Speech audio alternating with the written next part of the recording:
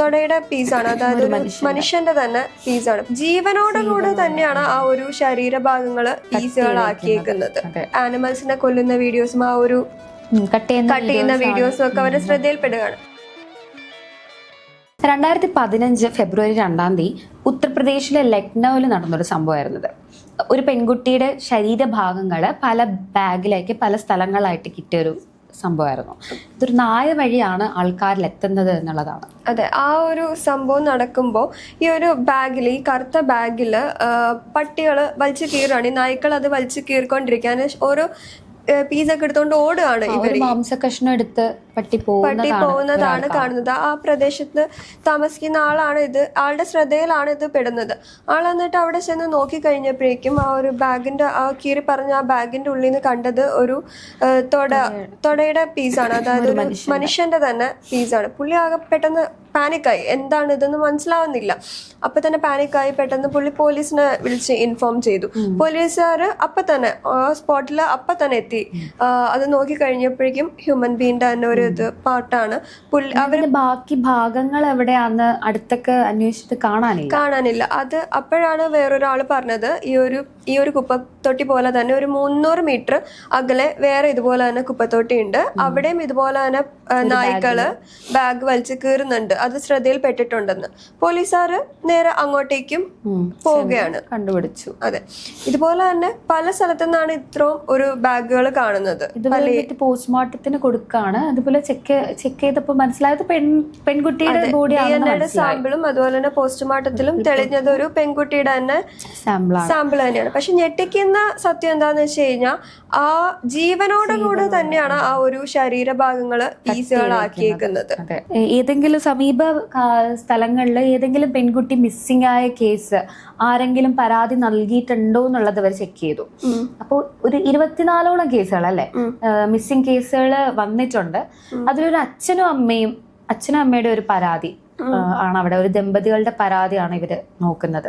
അപ്പൊ അവരുടെ മകളാണ്. അതെ, സംഭവ സ്ഥലത്ത് എത്തിക്കഴിഞ്ഞപ്പോഴേക്കും അവര് തിരിച്ചറിഞ്ഞു ഇത് തങ്ങളുടെ മകളാണ് എന്നുള്ളത് തിരിച്ചറിഞ്ഞു. ആ ഒരു സമയത്ത് അച്ഛനും അമ്മയ്ക്ക് ഉണ്ടായിരുന്ന അവസ്ഥ, കാരണം എന്ന് വെച്ചാൽ വെട്ടി നുറുക്കിയ രീതിയിലാണ് സ്വന്തം മകളുടെ ബോഡി കാണുന്നത്. ഒരു അച്ഛനും അമ്മയ്ക്കും ഒരിക്കലും സഹിക്കാൻ പറ്റാത്ത രീതിയിൽ അതെ, സ്വയം നിയന്ത്രണം വിട്ട് അവർ അവിടെ തന്നെ പൊട്ടിക്കരയായിരുന്നു ചെയ്തത്. ശേഷം ഈ മാതാപിതാക്കളോട് പോലീസുകാർ തിരക്കുവാണ്. തലേന്ന് എന്താണ് ഉണ്ടായത്, തലേന്നല്ല ഈ ഒരു സംഭവം എന്താണ് ഉണ്ടായതെന്ന് അന്വേഷിക്കാണ്. അപ്പോൾ ഇവര് പറയുന്നുണ്ട് മകള് കൂട്ടുകാരുടെ കൂടെ പുറത്തു പോകുന്നു. 2015 ഫെബ്രുവരി 1 ഉച്ചയ്ക്ക് ഏകദേശം ഒരു 1 മണിയായപ്പോഴേക്കും ഗൗരി മാതാവിനോട് പറയാണ്, ഗൗരി, ഈ കുട്ടിയുടെ പേര് ഗൗരി എന്നാണ്. ഗൗരിയുടെ അമ്മയോട് പറയാണ്, എനിക്ക് ഫ്രണ്ട്സിന്റെ കൂടെ ഒന്ന് ഷോപ്പിങ്ങിന് പോകണം, കുറച്ച് കാര്യങ്ങളൊക്കെ സാധനങ്ങളൊക്കെ മേടിക്കാനുണ്ട്, സോ എനിക്കൊന്ന് ഷോപ്പിങ്ങിന് പോകണം എന്ന് പറയാണ്. അപ്പോ അമ്മ ഓക്കെ ശരി പോയിട്ട് വരാൻ പറഞ്ഞു. കൂട്ടത്തിലൊരു കുറച്ച് ഡ്രസ്സും കൊടുത്തു സ്റ്റിച്ച് ചെയ്യാനായിട്ട്. അവിടെ തയ്യൽ കടയിൽ കൊടുക്കാൻ പറഞ്ഞു കുറച്ച് ഡ്രസ്സുകളും കൊടുത്തു വിട്ടു. അപ്പോഴും അമ്മ അറിയുന്നില്ല തന്റെ മകളോട് താൻ അവസാനമായിട്ടാണ് ആ സംസാരിക്കുന്നതെന്ന് അമ്മ വിചാരിക്കുന്നില്ല ഒരിക്കലും. അതിനുശേഷം 1 മണിക്ക് പോയിട്ട് തിരിച്ചെത്തിയിട്ടില്ല. 2 മണി 4 മണി ആയിട്ടും മകള് തിരിച്ചെത്തിയിട്ടില്ല. അപ്പൊ ഇവര് കോൾ ചെയ്ത് നോക്കുവാണ്, സ്വിച്ച് ഓഫ് ആണ്. അപ്പൊ സ്വിച്ച് ഓഫ് ആണ്. അവര് എന്നിട്ട് തുടർന്ന് വിളിച്ചോണ്ടിരിക്കുകയാണ്. എന്നിട്ടും മകളുടെ ഫോൺ സ്വിച്ച് ഓഫ് ആണ്. തുടർന്നവര് പുറത്ത് തയ്യൽ കടയിൽ പോയിട്ട് അന്വേഷിക്കുകയാണ് മകള് വന്നിട്ടുണ്ടോ എന്ന്. അപ്പൊ അവര് പറഞ്ഞു അവള് വന്ന് തുണി തന്നിട്ട് ഓൾറെഡി പോയിട്ടുണ്ടെന്ന് പറയുന്നു. അപ്പൊ ഇവര് ടെൻഷൻ ആവാണ്. അവര് വീണ്ടും നിരന്തരം ഇങ്ങനെ കോൾ ചെയ്തോണ്ടിരിക്കുന്നു. എന്നിട്ട് ഈ ഹസ്ബൻഡിനെ വിളിച്ചിട്ട് പറഞ്ഞു മകൾ എത്തിയിട്ടില്ല എത്ര നേരമായിട്ടാണ് പറയുന്നുണ്ടായിരുന്നു. ചിലപ്പോ ഒരു റേഞ്ച് ഇല്ലാത്ത എവിടെയെങ്കിലും ആയിരിക്കും, അതുകൊണ്ടായിരിക്കും ഫോൺ സ്വിച്ച് ഓഫ് എന്ന് കാണിക്കുന്നത്. പേടിക്കണ്ട, എന്തായാലും തിരിച്ചു വരും എന്നുള്ളൊരു സമാധാനപ്പെടുത്തുന്നുണ്ട് അമ്മേനെ. ആൾക്ക് അതിന്റെ സീരിയസ്നെസ് അപ്പോഴും മനസ്സിലായിട്ടില്ല. 8:30 തിരിച്ചെത്തിയിട്ട് മോള് തിരിച്ചു വന്നിട്ടില്ല. അപ്പോഴാണ് കാര്യത്തിന്റെ ഗൗരവം ശരിക്കും അച്ഛനും മനസ്സിലാവുന്നത്. അതിനുശേഷം ഒന്ന് വിളിച്ചു കഴിഞ്ഞപ്പോഴേക്കും ഫോൺ ഒന്ന് റിങ് ചെയ്തായിരുന്നു. അപ്പോൾ അപ്പുറത്തുനിന്ന് ഒരു പുരുഷനാണ് ഈ കോൾ അറ്റൻഡ് ചെയ്യുന്നത്. എന്നിട്ട് പറഞ്ഞു നിങ്ങളുടെ മകള് ഹോസ്പിറ്റലിലുണ്ട്, അങ്ങോട്ടേക്ക് ആ ഒരു ഹോസ്പിറ്റലിന്റെ പേരും പറഞ്ഞു കൊടുത്തു. ഒരു ഉടനെ തന്നെ അച്ഛനും അമ്മയും കൂടെ ആ ഹോസ്പിറ്റലിലേക്ക് പോയി അന്വേഷിച്ചു കഴിഞ്ഞപ്പോഴേക്കും അവിടെ അങ്ങനെ ഒരാളില്ല, ഗൗരി അവിടെ ഇല്ല. അതിനുശേഷം വീണ്ടും വിളിച്ചു കഴിഞ്ഞപ്പോഴേക്കും പറഞ്ഞു ചികിത്സ കഴിഞ്ഞു, തിരിച്ച് വീട്ടിലേക്ക് പോന്നിട്ടുണ്ട് എന്ന് പറഞ്ഞു. തിരിച്ച് വീട്ടിലേക്ക് എത്തിയപ്പോഴും അപ്പോഴും അവിടെ ആരും ഇല്ല. പിന്നെ വിളിച്ചു കഴിഞ്ഞപ്പോൾ ഫോൺ സ്വിച്ച് ഓഫ്. പിന്നെ ഒന്നും തന്നെ അറിയില്ല, എവിടെ പോയി, എന്ത് ചെയ്യുന്നു, ആകെ അവർക്ക് ടെൻഷനായി. അവസാനം അവർ പോലീസ് സ്റ്റേഷനിൽ കൊണ്ടുപോയി കേസ് പരാതി കൊടുക്കുന്നത്. പിന്നീട് അന്വേഷിക്കുമ്പോഴാണ് മകൾക്കൊരു കാമുകനുണ്ട് എന്നുള്ളൊരു കാര്യം ഇവർ അറിയുന്നത്. ബാംഗ്ലൂർ ആണ്, മുംബൈയിലാണ് പഠിക്കുന്നത്. 3rd ഇയർ BCom വിദ്യാർത്ഥി അല്ലേ. അപ്പോൾ ഇയാളെ പറ്റിയാണ് തിരക്കുന്നത് പോലീസ്. അപ്പോൾ ഇയാളെ വിളിക്കുമ്പോൾ ഇയാൾ പറയുന്നത് മാസങ്ങളോളം ഗൗരിയെ ഞാൻ കണ്ടിട്ടില്ല, കോണ്ടാക്റ്റും ഇല്ലായിരുന്നു, ഞാൻ ഇവിടെ തന്നെയാണ് ഇപ്പോഴും എന്ന് പറയാണ്. അപ്പോഴാണ് പോലീസിന് ഇയാൾ ഇതിൽ എന്തോ ഒരു പങ്കുണ്ടെന്ന് ഉറപ്പായിരുന്നു ശരിക്കും പറഞ്ഞു കഴിഞ്ഞാൽ. കാരണം ആ ഒരു ചോദ്യം ചെയ്യലിൽ തന്നെ ഇവർക്ക് മനസ്സിലായി ഗൗരിയെ കൊലപ്പെടുത്തിയത് ഈ ഒരു വ്യക്തി തന്നെയാണെന്ന് അവർക്ക് മനസ്സിലായി. പ്രജാപതി, ഇതാണ് ആളുടെ പേര്. 23 വയസ്സാണ് പ്രായമുള്ളത്. BCom ആണ് ആള് പഠിച്ചിരിക്കുന്നത്. അപ്പോൾ ആളോട് ഇങ്ങനെ ചോദിച്ച് മനസ്സിലാക്കി എന്താണ് കാര്യങ്ങൾ, ഇങ്ങനെ കൊല ചെയ്യാനുള്ള കാര്യങ്ങളൊക്കെ ആളോട് ചോദിച്ച് മനസ്സിലാക്കിയതിനു ശേഷം ആള് പറയുന്നത് ഇവര് തമ്മിൽ പരിചയമുണ്ട്. അതായത് ഒരു ഫേസ്ബുക്ക് ചാറ്റ് വഴിയാണ് ഇവര് രണ്ടുപേരും തമ്മിൽ കമ്മിറ്റഡ് ആവുന്നത്, സംസാരിക്കുന്നത്. ആ ഒരു സംസാരം വളരെ ഡീപ്പായിട്ട് തന്നെ പൊക്കോണ്ടിരുന്നു. ആൾക്ക് ഈ ഒരു ഗൗരിയോനോട് ചെറിയൊരു റിലേഷൻഷിപ്പ്, ഒരു ഇഷ്ടമുണ്ടായിരുന്നു. അതെ, സൗഹൃദമായിരുന്നു. തുടർന്ന് ഇയാൾക്ക് പ്രണയം ഉണ്ടായിരുന്നു, ആൾക്ക് വിവാഹം കഴിക്കണം എന്ന ആഗ്രഹം ഉണ്ടായിരുന്നു ഗൗരി. അതെ, ഓരോ തവണ ഇതിനെപ്പറ്റി സംസാരിച്ചിരുന്നു ഗൗരിയോട്. ഇഷ്ടമാണെന്നുള്ള കാര്യം ഓരോ തവണയും ഗൗരിയോട് സംസാരിച്ചിരുന്നു. പക്ഷെ ഗൗരീനെ സംബന്ധിച്ചിടത്തോളം പല ആൺസുഹൃത്തുക്കളിലും ഒരാൾ മാത്രമായിരുന്നു ഈ ഒരു പ്രജാപതി എന്ന് പറയുന്നത്. അങ്ങനെ ഇരിക്കുമ്പോൾ ഒരു ദിവസം പ്രജാപതി ഗൗരിയോട് പറയുവാണ്, എൻ്റെ വീട്ടിൽ ഇന്ന് പാരൻസ് ആരും തന്നെ ഇല്ല, നിനക്ക് വരാൻ പറ്റുമോ എന്ന് ചോദിക്കുന്നു. ഗൗരി അത് വിസമ്മതിക്കുന്നില്ല, പോവുകയാണ്. അപ്പോൾ വീട്ടിൽ അമ്മയോട് കള്ളം പറഞ്ഞ് അന്നാണ് ഇറങ്ങുന്നത് 1-ാം തീയതി. ഫ്രണ്ട്സിൻ്റെ കൂടെ ഷോപ്പിങ്ങിന് പോകുന്നു എന്നുള്ള നുണ പറഞ്ഞിട്ട് ഇവള് നേരെ തയ്യൽക്കടയിൽ പോയി ഡ്രസ്സും കൊടുത്തിട്ട് പ്രജാപതിയുടെ വീട്ടിൽ പോവുകയാണ്. അതെ, അപ്പോൾ ഇവനോട് സംസാരിച്ചുകൊണ്ടിരിക്കുന്ന സമയത്ത് ഇവൾ ആർക്കോ ചാറ്റ് ചെയ്തിട്ട് ചിരിക്കുന്നുണ്ട്. ഗൗരി ആർക്കോ ചാറ്റ് ചെയ്തിട്ട് ചിരിച്ചുകൊണ്ടിരിക്കുകയാണ്.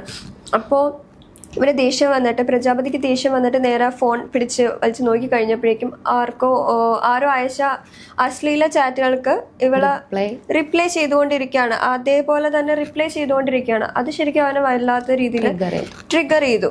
ആ ഒരു ദേഷ്യത്തില് പെട്ടെന്ന് തന്നെ അവനപ്പോ ആ സമയത്ത് ബാക്കിയുള്ള ചാറ്റുകളും പരിശോധിക്കുകയാണ്. അപ്പോൾ ഒത്തിരി ആൺസുഹൃത്തുക്കളോട് ഇവിടെ ഇതുപോലെ ഈ കുട്ടി ഫ്ലേർട്ടി മെസ്സേജുകളും കാര്യങ്ങളും ഒക്കെ അയക്കുന്നുണ്ട്. അപ്പൊ ഇത് ഇവനെ ഭയങ്കരമായിട്ട് ട്രിഗർ ചെയ്തു, നല്ല രീതിക്ക് വിഷമമായി. അവൻ ഇങ്ങനെ ചോദിക്കുവാണ്, നിന്നെ എനിക്ക് വിവാഹം കഴിക്കണമെന്നായിരുന്നു ആഗ്രഹം, നീ അപ്പോൾ ബാക്കിയുള്ള ആണുങ്ങളോടൊക്കെ ഇങ്ങനെയാണോ മെസ്സേജ് ഇടുന്നത്, അല്ലെങ്കിൽ ഇങ്ങനെയാണോ ബന്ധം വെക്കുന്നത്? അപ്പോൾ അവൾ പറഞ്ഞു, എനിക്ക് നിന്നോടൊന്നും ഇല്ല, ഞാൻ നിന്നെ ബാക്കിയുള്ള ബോയ്സിനെ പോലെ മാത്രമേ കണ്ടിട്ടുള്ളൂ. അപ്പൊ ഇവന് ദേഷ്യം വന്ന് ഇവിടെ കഴുത്തിൽ കയറി പിടിക്കുകയാണ് ചെയ്യുന്നത്. കഴുത്തിൽ കയറി പിടിച്ചു. അതിനുശേഷം കഴുത്തിൽ ഞെരുക്കി അവളുടെ ബോധം പോയി. ആള് വിചാരിച്ചു മരിച്ചു എന്ന് കരുതിയിട്ട് ശരിക്കും പേടിച്ചുപോയി. ആ ഒരു ഭയന്നിരിക്കുന്ന സമയത്താണ് ആളുടെ സുഹൃത്തിനെ വിളിക്കുന്നത്, ഗൗതം. ആദ്യം ആള് ഒന്നിനും സമ്മതിച്ചില്ല. അതിനുശേഷം ആ ഒരു നിർബന്ധപ്രകാരം ആളും വന്നു. അതിനുശേഷം ഇവർ ഇന്റർനെറ്റ്സും എല്ലാം നോക്കി എങ്ങനെ ഈ ഒരു ഡെഡ് ബോഡി മറവ് ചെയ്യാം, അങ്ങനെയുള്ള കാര്യങ്ങൾ ഇവർ റിസർച്ച് ചെയ്യാൻ തുടങ്ങി. ആ ഒരു റിസർച്ചിന്റെ ഇതിലായിട്ട് അവർ ഈ ആനിമൽസിനെ കൊല്ലുന്ന വീഡിയോസും ആ ഒരു കട്ട് ചെയ്യുന്ന വീഡിയോസും ഒക്കെ അവരുടെ ശ്രദ്ധയിൽപ്പെടുകയാണ്. അപ്പൊ ആ ഒരു മെത്തേഡ് തന്നെയാണ് അവർ ഇവിടെയും യൂസ് ചെയ്തത്.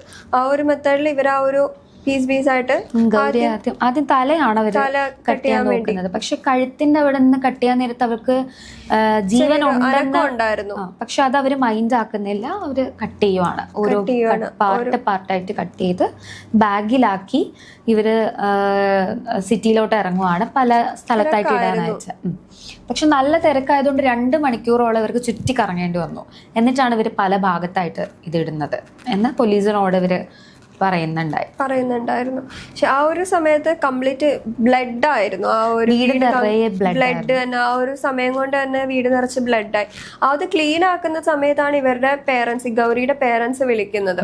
അപ്പൊ ആ ഒരു ഇതിലാണ് മോൾ അവിടെ പോയിട്ടുണ്ട്, ഹോസ്പിറ്റലിലായിട്ടുണ്ട്. അതിനുശേഷം തിരിച്ച് വീട്ടിൽ വന്നിട്ടുണ്ട്. ആ ഒരു കാര്യങ്ങൾ പറയുന്നത് ആ ഒരു ക്ലീൻ ആക്കുന്ന ഒരു സമയത്താണ് ശരിക്കും പറഞ്ഞു കഴിഞ്ഞാൽ.